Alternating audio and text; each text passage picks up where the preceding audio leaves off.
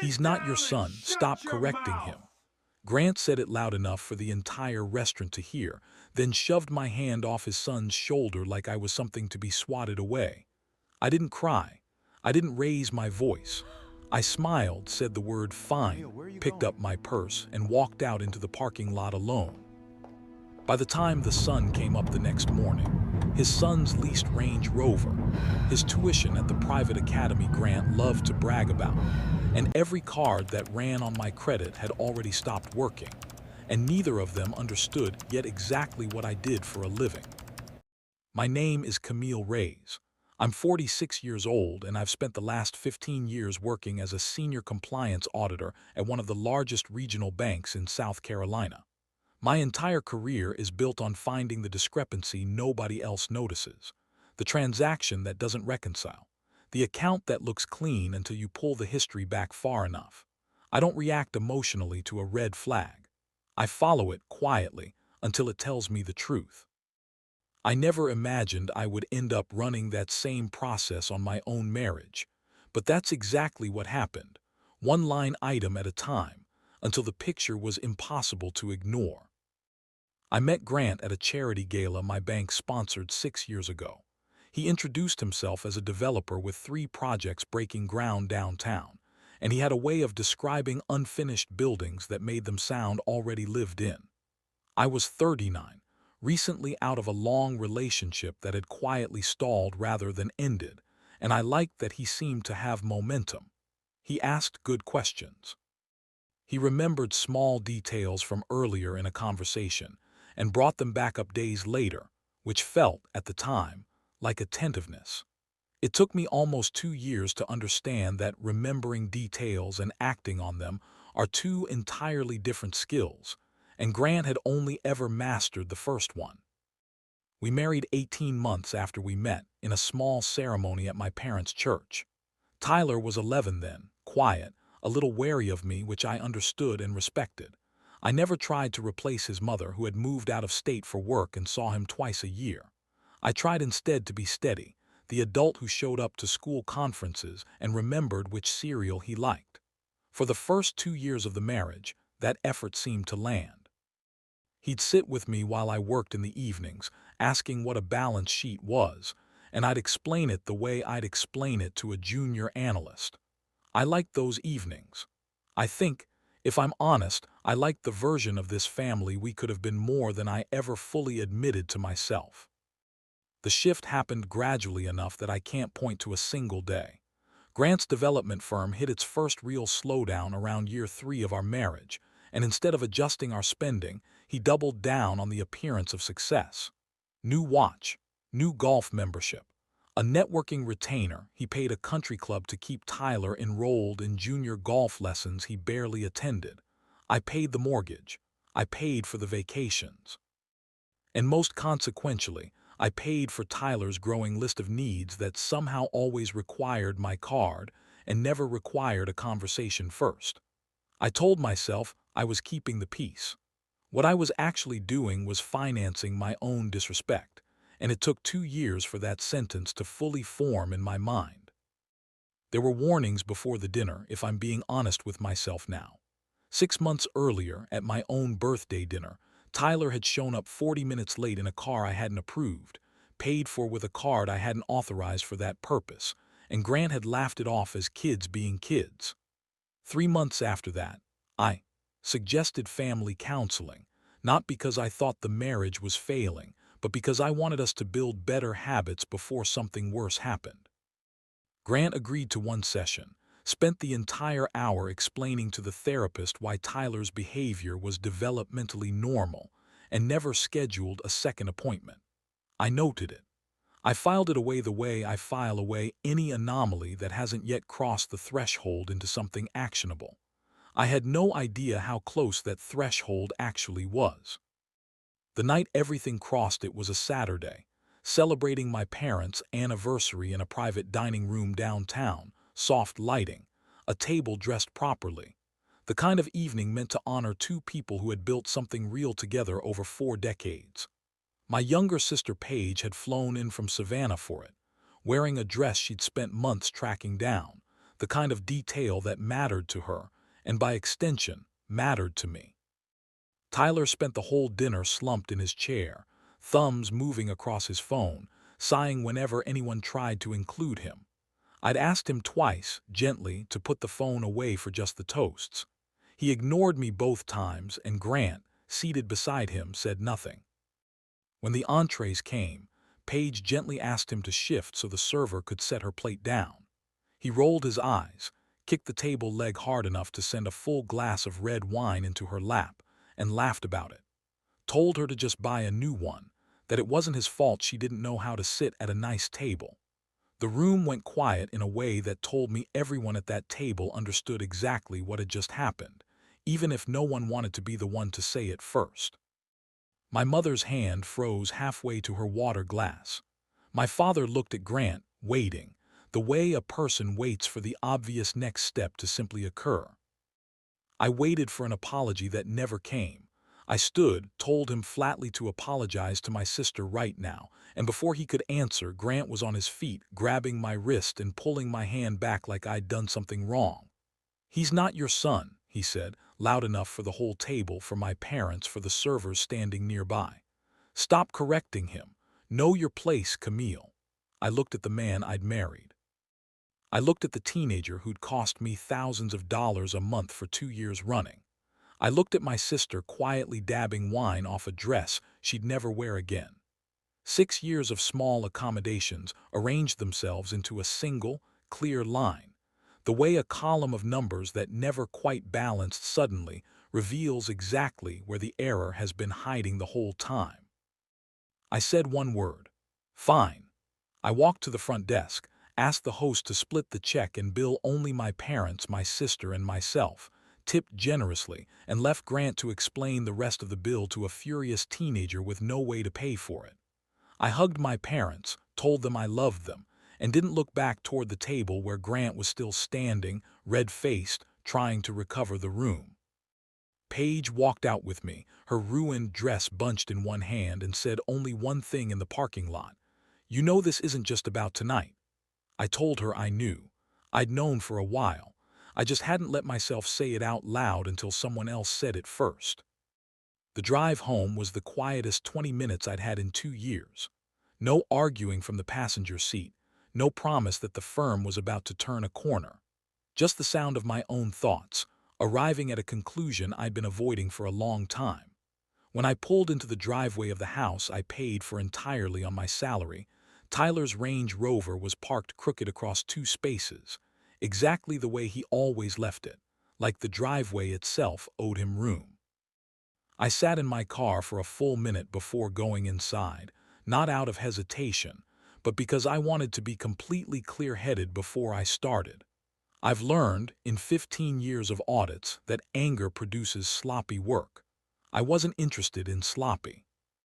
I walked past the Range Rover into my home office. It's a small room, glass desk, 2 monitors, the place where I spend my evenings reconciling other people's numbers. That night I reconciled my own. As an auditor, my entire job is identifying dead weight before it sinks something larger. You don't coddle a liability. You isolate it and you cut it loose cleanly without sentiment. That night, Grant and his son were an unreconciled liability, and it was time to close the books. I locked the office door, sat down, and logged into every account tied to my name at exactly midnight, laying out a legal pad beside my keyboard the way I would for any formal review, numbering each item as I addressed it. I started with the supplementary cards. Tyler's statement told its own story without any help from me. $400 at a sneaker store, $200 on a dinner with friends, $110 on in-game purchases, all inside of 3 days. None of it discussed with me beforehand, all of it treated as an entitlement rather than a privilege. I closed the card permanently and noted the closure time on my legal pad. The same way I'd note a control failure in a formal report. Then I did the same to Grant's card, the one he used for his country club dues, and a bespoke jacket he swore he needed to look successful for investors who, as far as I could tell from 6 years of watching his business, no longer existed in any meaningful number. Next was Tyler's tuition. Grant had insisted the $26,000 a semester was an investment in Tyler's future. Never mind the mediocre grades. Never mind that Tyler had been placed on academic probation the previous spring and neither of them had told me. The next payment was due in 4 days. I pulled the routing authorization and emailed the Academy's finance office directly, informing them that as sole sponsor, I was withdrawing funding effective immediately and expected any prepaid balance refunded to the account of record. I attached the original enrollment contract, the one that listed me, not Grant, as the financially responsible party, a detail I suspected Grant had conveniently forgotten in every conversation he'd ever had about his son's education. Then I moved to insurance. I removed Tyler as an authorized driver on my auto policy at midnight, because letting an uninsured 17-year-old drive a vehicle tied to my name was a risk I had no reason to keep carrying, especially not for a driver who'd already had 2 minor accidents in the past year that Grant had quietly paid to keep off the official record. That left the Range Rover itself. When Grant had first begged me to lease it for Tyler's 16th birthday, swearing he'd cover the monthly payments, he never once did, not a single month, not even when I gently reminded him after the first missed payment showed up on my statement. And because I don't take unnecessary exposure, the vehicle had never been titled to either of them. It sat, from day one, under my personal holding company, the same entity I used to hold the rental property my parents left me. I called an overnight recovery service my bank used for repossessing corporate collateral, gave them the VIN, the address and proof of ownership, and arranged a quiet pickup before sunrise. The entire process took less than an hour, and it erased 2 years of being treated like a line of credit with a heartbeat. I closed my laptop, capped my pen, and sat for a moment in the silence of my own office, feeling something I hadn't expected to feel. Not triumph, exactly. Something closer to relief, the specific relief of finally numbing a problem you've spent years pretending not to see. I poured a glass of wine, silently toasted my sister's ruined dress, and went to bed knowing precisely what would be waiting for both of them at dawn, and knowing I would sleep through the night for the first time in longer than I wanted to admit. I woke naturally at 6, walked down to the kitchen, and started the coffee maker while the house held the kind of stillness that only exists right before it's broken. I leaned against the counter with my mug and waited, watching the gray light come up over the backyard, running through the sequence of what was about to happen the way I'd run through any planned audit before the first meeting. The first sound was a diesel engine easing down our quiet street, amber lights sweeping across the curtains. Then Tyler's voice, cracking with panic. "Hey, what are you doing? Put that down." I walked to the front door still holding my coffee. Grant came thundering down the stairs in his robe, bare feet slapping against the frost-covered driveway as he ran outside.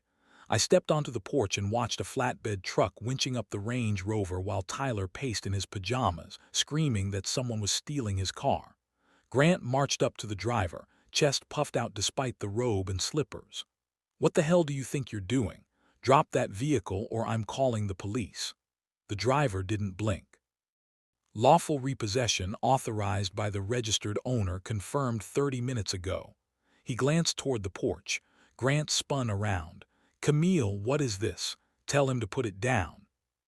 I walked down the steps slowly, coffee still in hand, deliberately unhurried. "I haven't lost my mind, Grant. I've gained some clarity. You made it very clear last night that he isn't my son, so I have no obligation to hand a teenager a $70,000 SUV. I'm just following your instructions. I'm done correcting him. I'm just closing the account." Grant's face went crimson. He pulled his card and shoved it at the driver's handheld reader. Declined. He tried again. Declined. Tyler shoved his own card forward, shaking. Denied. "Accounts closed," the driver said, already climbing back into the cab. Neighbors had gathered on their porches with their morning coffee, watching the whole thing unfold in silence, a few of them exchanging glances I recognized as the specific expression people wear when they've suspected something for a while and are finally seeing confirmation. The truck pulled away with the Range Rover and Tyler collapsed onto the driveway, sobbing about how he was supposed to get to school. Grant stormed back inside and jabbed a finger at me. "You think this is funny? I'm draining the joint account right now. Let's see how calm you are with nothing." I sipped my coffee and smiled. "Go ahead, try it." He pulled up his banking app and I watched the color drain out of his face in real time. "There is no joint account, Grant. There never was. Everything I brought into this marriage has been sitting in a protected trust since before we said a single vow.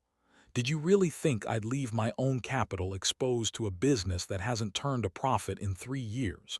You never had access to my money. You had access to my generosity, and last night, you spent the last of it." I left him standing frozen in the kitchen and drove to the office. By 7:30, Tyler, stripped of his SUV, boarded a city bus for the first time in his life. My phone filled with voicemails about the smell, the cold, the indignity of sitting next to strangers, each one angrier than the last, none of them containing a single word of apology to Paige. I deleted them one by one, unmoved. At 8:45, the Academy's headmaster called to confirm the funding withdrawal, his tone careful and professional in the way of someone who has had this exact conversation with other parents before. Tyler was pulled out of first period and escorted to the front office, informed his enrollment was suspended effective immediately, barred from classes, and from the lacrosse team he'd built his entire social identity around. He did not take it well. An hour later, a colleague forwarded me a video of him kicking over a trash can in the school's main hallway while a dozen classmates filmed on their phones. His face contorted in a way I'd honestly never seen before. Years of being told no by absolutely no one finally catching up to him in real time. Security walked him out the front doors and left him on the sidewalk. Meanwhile, my credit monitoring flagged an application. Grant, scrambling to cover the tuition gap, had tried for a fast personal loan online. Without my credit history propping up the application, the algorithm saw him for exactly what he was, a man with a failing business, an upside-down debt ratio, and a credit score in freefall. Denied, denied, denied. He couldn't secure a loan for $200, let alone $26,000. He called me. I let it ring 4 times before answering. His voice was pure, desperate rage, demanding I fix the tuition and stop humiliating his son. I told him calmly that I don't finance failing positions, and I don't bail out people who aren't my responsibility. Then I hung up, set my phone to silent for the rest of the day, and got back to a compliance file I'd been working on for 3 weeks. That afternoon, a different problem surfaced entirely, one that had nothing to do with Grant. My colleague Denise, a senior auditor I'd worked alongside for 6 years and privately never fully trusted, stopped by my desk with a tone that was almost too casual. She mentioned she'd seen something online, something with my name attached, and asked, with the particular gentleness people use when they're actually digging for information, whether everything was okay at home. Denise and I had been quietly competing for the same VP opening for the better part of a year, and I recognized the shape of the conversation for what it was. I told her everything was fine, thanked her for asking, and made a private note to be more careful about what reached her desk before it reached mine. I didn't yet know how much that instinct would matter within the week. That evening, the house finally felt like mine again. No blaring television, no gear scattered across the hallway, no teenager questioning what I'd bought for dinner. I put on music and started cooking. Savoring the quiet, letting myself, for the first time in longer than I could remember, cook a meal without listening for the sound of a car door or a slammed cabinet. It didn't last. Just past 7, heavy pounding hit the front door along with the doorbell ringing over and over. I checked the camera before opening anything. Grant stood there disheveled, but he hadn't come alone. Beside him was his sister Kristen, 44, and her husband Derek, 45, a man who introduced himself at every dinner party as a corporate ethics consultant, and carried himself like he'd already won whatever argument he was about to start. I opened the door. They pushed past me into my own living room before I'd said a word. Derek positioned himself center stage, adjusted his watch, and cleared his throat like he was about to open a disciplinary hearing. Camille, we need to have a serious conversation about the toxic power dynamics you're enforcing in this household. I said nothing. I let him talk, curious how far he intended to go before he ran out of material. He paced across my rug, weaving corporate language into a performance of moral outrage, each phrase practiced, the cadence of a man who'd clearly delivered this exact speech or something close to it in a conference room before. What you did this morning wasn't an overreaction. It was systemically cruel. You stripped a minor of his transportation, humiliated him publicly, and cut off his education. In my field, we have a term for that.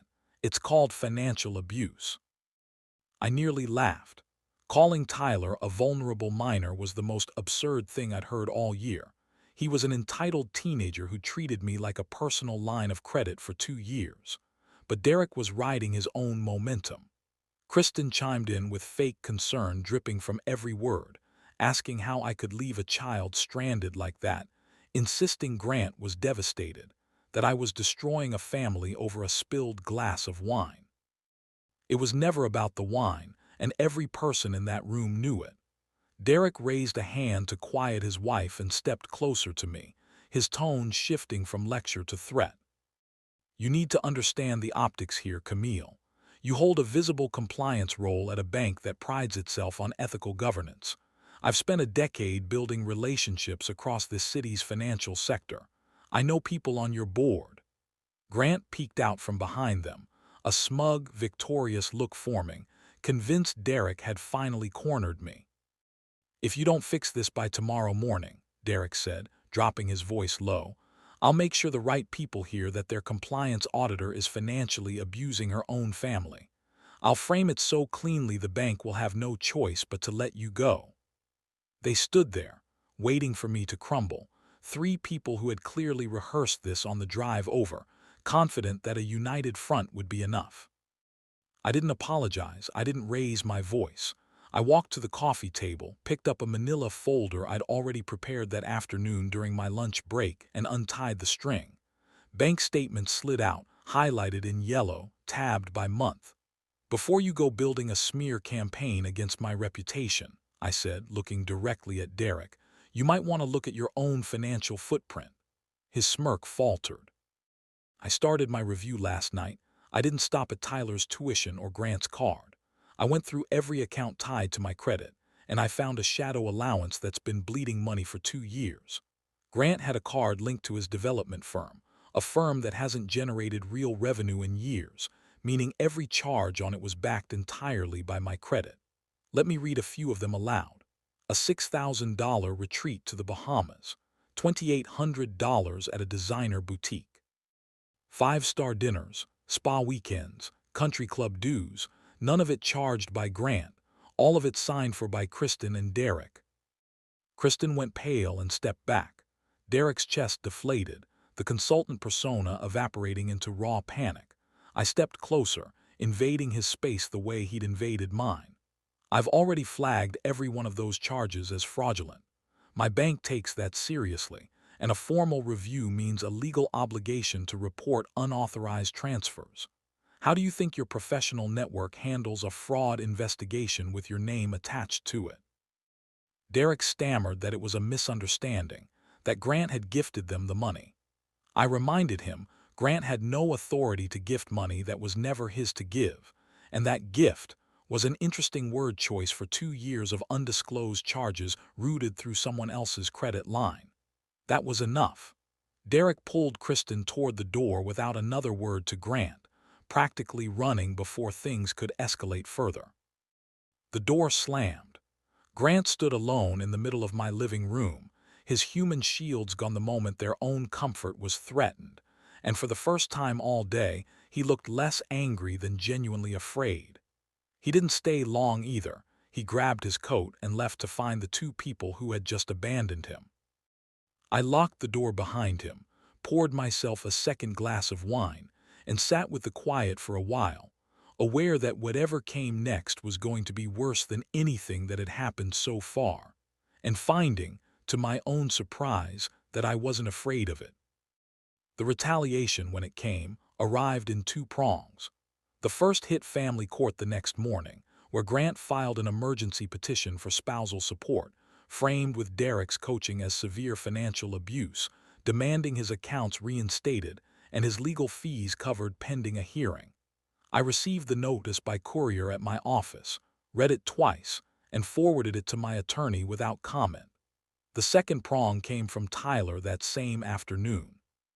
Stripped of his car and his school, he set up a ring light in his bedroom and recorded a tearful video accusing me of stealing his car in the night and financially abusing his father. He tagged our neighborhood and his old school and begged his followers to share it, his voice cracking at exactly the right moments in a way that struck me, watching it later, as more performance than pain. Within 48 hours, it had tens of thousands of views. Strangers flooded my professional profiles demanding the bank fire me, leaving one-star reviews on pages that had nothing to do with me personally, calling me things I won't repeat here. Grant watched it unfold from my own couch, smug, certain he'd finally cornered me. He had badly underestimated who he was dealing with. I don't crack under pressure I've spent my career learning to withstand.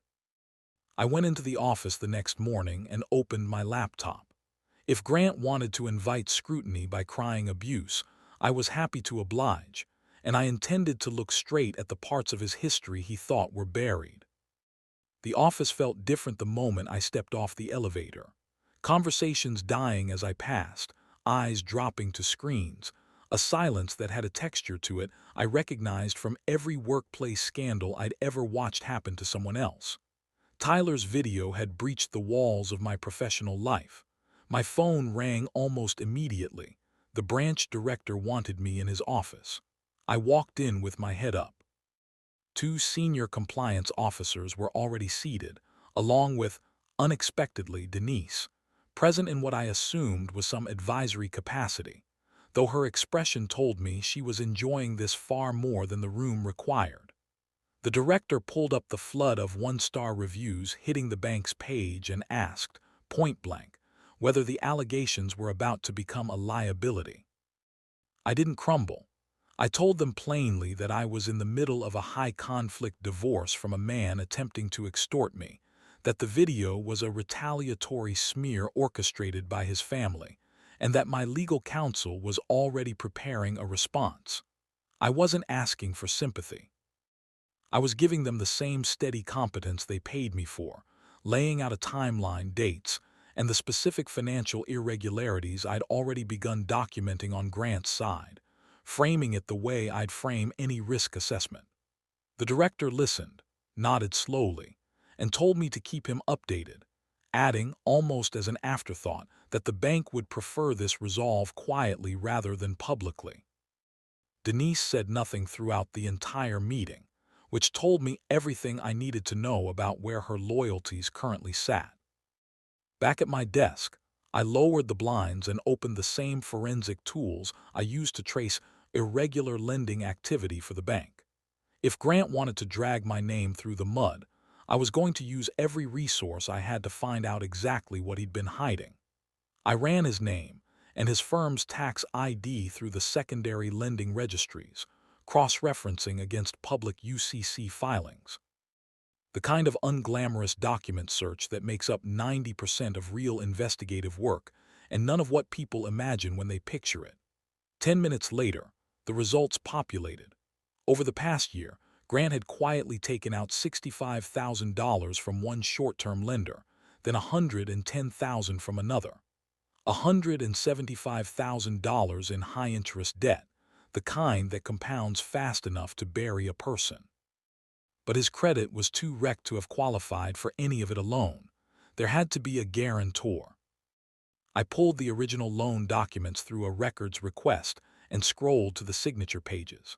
My stomach dropped. There on the dotted line was a careful forgery of my own signature, close enough to fool a lender's cursory review, not close enough to fool someone who signs her own name several times a day and knows exactly how her pen moves. Grant had used my name and my credit history to secure every one of those loans. This wasn't a messy divorce anymore. This was identity theft and wire fraud, and I was legally exposed to debt I never authorized. I didn't panic. I printed every document, made 3 separate copies, and drove straight to a forensic accountant I'd worked with on prior bank cases, a sharp, discreet man named Reggie who'd helped untangle 2 embezzlement cases for us in the past. I handed him the folder and told him my husband had taken out $175,000 using my forged signature, and I needed to know where the money had gone. Reggie spent 3 days on it, longer than I expected, because whoever had structured the transfers had gone to real trouble to obscure the trail. They hadn't gone toward tuition or the SUV. Instead, they'd been chopped into smaller transfers, bounced through 2 separate digital wallets, routed briefly through a payment app registered to a name that turned out to be fictitious, and eventually funneled into a single corporate account. A Shell LLC registered in Delaware, a state known for shielding exactly this kind of ownership. Reggie dug past the public registry into the tax filings tied to the company's EIN, a process that required calling in a favor from a contact at the state, and came back to me with a printout he slid across his desk without a word first. The sole beneficiary was Grant. It was Derek. The pieces clicked into place all at once. This was never just a spoiled husband and stepson draining my accounts. It was a coordinated scheme, and Derek, the man who had stood in my living room lecturing me about ethics, was the actual architect. He'd manipulated Grant into forging my signature, likely exploiting Grant's desperation over his failing firm, then siphoned the stolen money into his own pocket, while Tyler's spending served as convenient, visible cover for where everyone assumed the money was going. Reggie printed the full trail, 3 separate binders, everything cross-referenced and dated. I now had a dossier that could send both men to federal prison. I thanked him, paid his fee, and asked one more question before I left, whether Derek had shown any awareness that someone might eventually trace the shell company back to him. Reggie shook his head. "Men like this never think anyone's actually going to check," he said. "That's usually the whole plan." I walked out ready for the court-mandated mediation scheduled for the following week, spending the days in between quietly preparing, meeting twice more with my attorney, a composed woman named Patricia who'd handled complicated financial divorces before, and seemed almost amused by how thoroughly I'd already done her job for her. She warned me the other side would come in aggressive, that Grant's new attorney had a reputation for scorched-earth tactics in exactly these kinds of high-conflict cases. I told her I was aware, and that I intended to let them exhaust themselves first.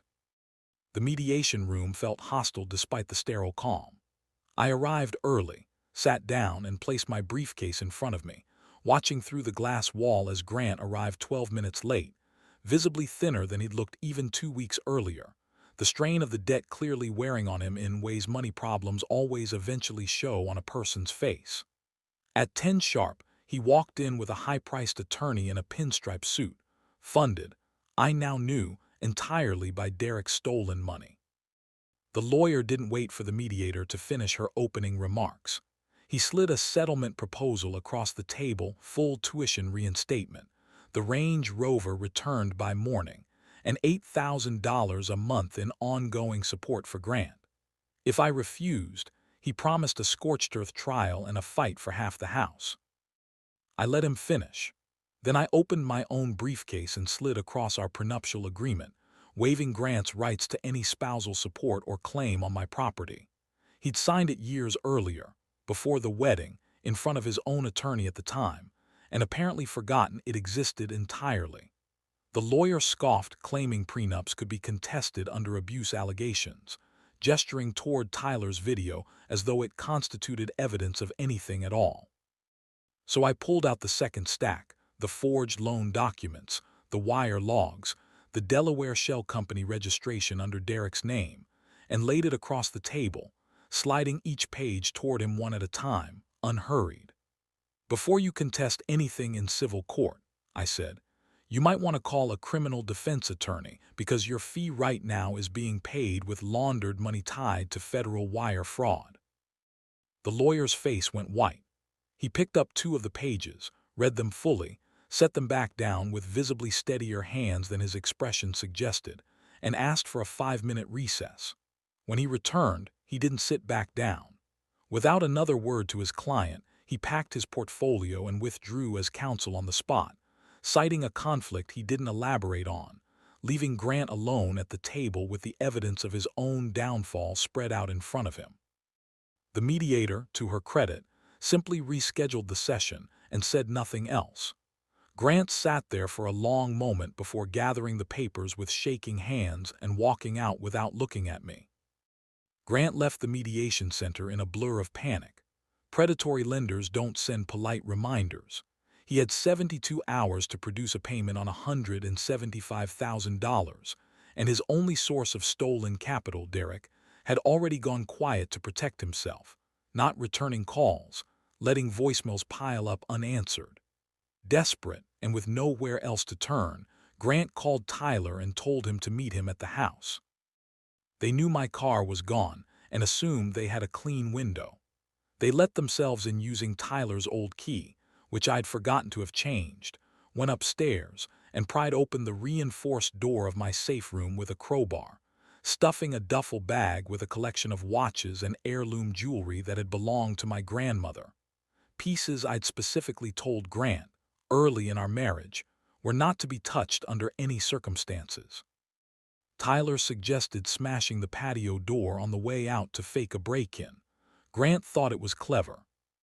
What neither of them knew was that I'd had cameras installed in that room days earlier, along with hidden tracking tags sewn into the velvet linings of the watch cases, a precaution Patricia had actually suggested once the forged signature came to light, on the theory that a man desperate enough to forge documents was a man desperate enough to try something physical next.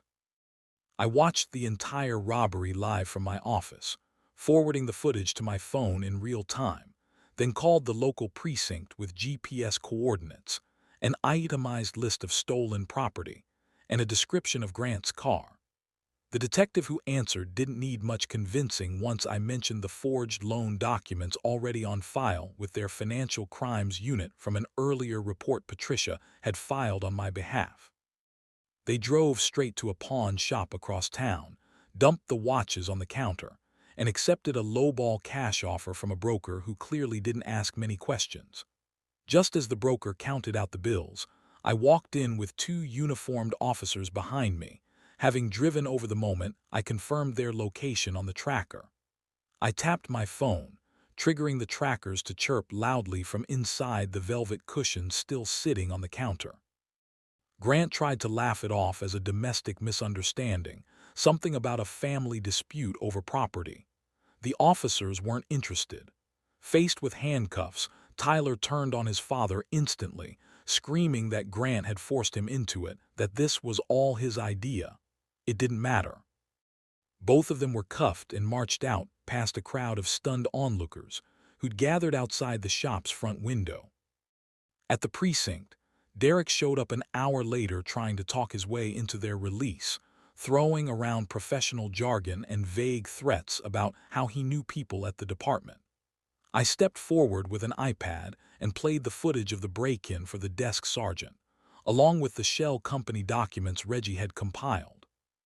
Derek's composure collapsed on the spot, all the practiced authority draining out of his voice mid-sentence, and the sergeant threatened to arrest him too if he didn't leave the building immediately. He fled without another word, not even glancing back at Kristen, who'd arrived separately and was left standing alone in the precinct lobby. I declined to press felony charges against Grant and Tyler for the robbery itself, but only after Grant signed a no-contest divorce waiving all spousal claims, along with a sworn affidavit accepting full responsibility for the forged loans, and formally nomming Derek as the party who had orchestrated and received the diverted funds. He signed everything, shaking, desperate to avoid prison for the burglary charge specifically, not yet understanding that the affidavit he'd just signed would end up being the single most damaging piece of evidence in the federal case against him. He and Derek weren't finished, though, not entirely. That night, using a burner phone traced back to a gas station 2 miles from Grant's temporary apartment, someone sent an anonymous whistleblower report to the bank's board accusing me of insider trading and account manipulation, sophisticated enough in its language to trigger an immediate suspension pending review.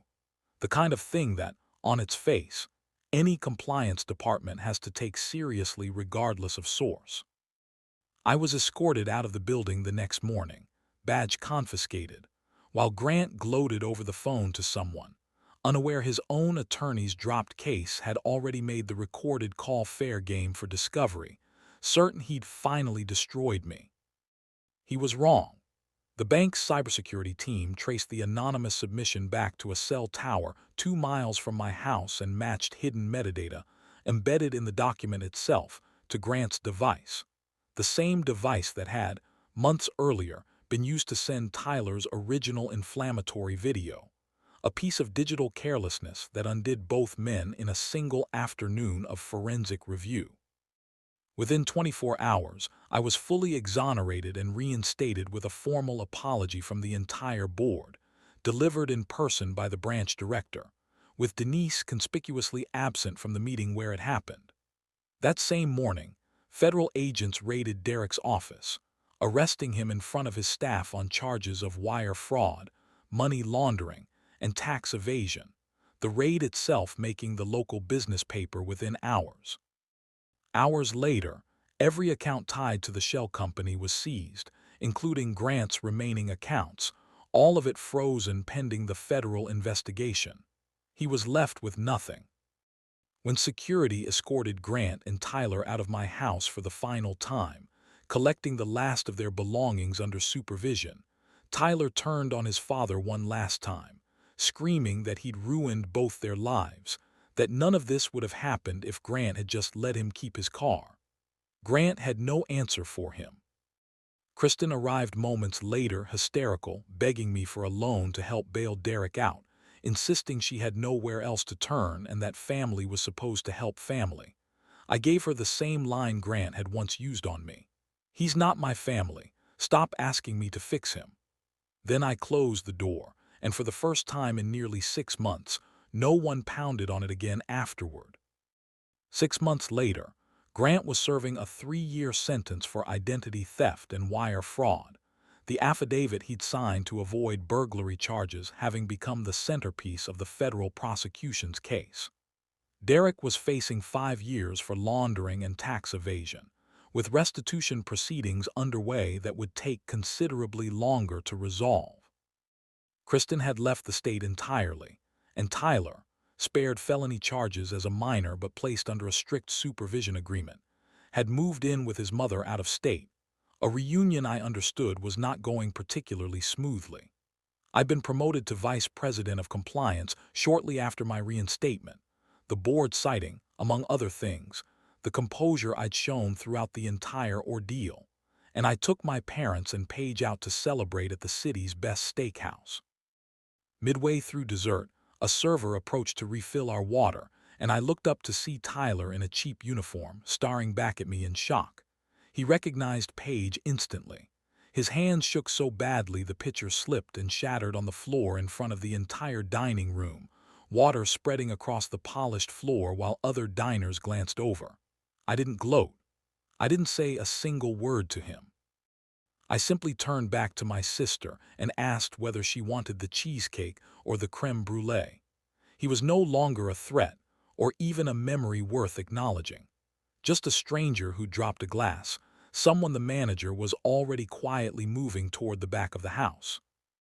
When the bill came, I paid it, left a generous tip, and wrote one line on the back of the receipt: "Learn to pay your own bills." I walked out into the cool night air, got into my car, and drove home. 46 years old, at the top of my career, and finally completely free. The real lesson in this story was never about a car or tuition or a repossessed SUV. It's about what happens the moment you stop financing your own disrespect. Toxic people count on one thing: that your loyalty means silence, and that your peace means tolerating whatever they do to you. They mistake your patience for permission, but real peace was never found in staying quiet. It was found the moment I stopped negotiating with people who never intended to treat me fairly in the first place. I didn't raise my voice. I didn't beg to be respected. I simply stopped paying for a seat at a table where I was never truly welcome, and let the people who depended on me find out exactly what they were worth without me. You are not obligated to bankroll your own mistreatment. Not for a marriage, not for family, not for anyone who needs you to shrink to stay comfortable. Boundaries aren't cruelty. They're just the truth, finally enforced. Let us know in the comments where you're watching from. We'd love to hear from you. And don't forget to hit that subscribe button so you never miss any of our upcoming videos.